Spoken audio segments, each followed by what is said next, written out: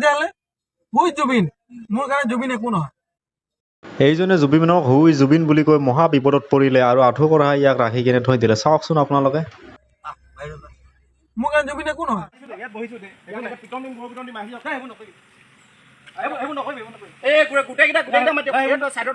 এইটো কালি এটা এই ভিডিঅ' ভাইৰেল হৈছে ইয়াত জুবিন দাৰ বিষয়ে হুই জুবিন গাৰ্গ বুলি কৈছে হুই জুবিন গাৰ্গ বুলি কৈছে ইয়াক বিচাৰপুৰত এতিয়া ৰখাই থোৱা হৈছে ইয়াক এতিয়া অলপ পিছত গৰু পিটন দিয়া বিতৰ্কৰ মাজত সোমাই কিনে বহুত ভাল লাগিছিলে এতিয়াহে পাব মজাটো এতিয়া আঁঠু কঢ়াই তেওঁক কি ৰকম ক্ষমা খোজাব অসমৰ ৰাইজৰ আগত এয়া আপোনালোকে দেখিছে পুৰা একদম আঁঠু কঢ়া লৈছে তাৰ পাছত একদম ক্ষমা খুজিছে মই জুবিনক একো কোৱা নাই বুলি তেওঁ স্বীকাৰ কৰি আছে কিন্তু ভুল হৈছে বুলি লাষ্টত স্বীকাৰ কৰিছে আপোনালোকে ভিডিঅ'টো শেষলৈকে চাই থাককচোন বেয়া ভাষাত লৈ মই জুবিনক তেনেকে এটা কথা কোৱা নাই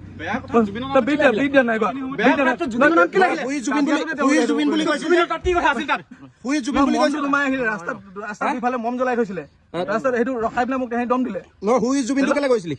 মই হুই জুবিন মানে আৰু বেলেগ কিবা কিবি আছিলে সেইটো মেইন কথা মই তেনেকে হিচাপত মই জুবিনক চিনি নাপাওঁ মই জুবিনক চিনি পাওঁ জুবিন মই নিজে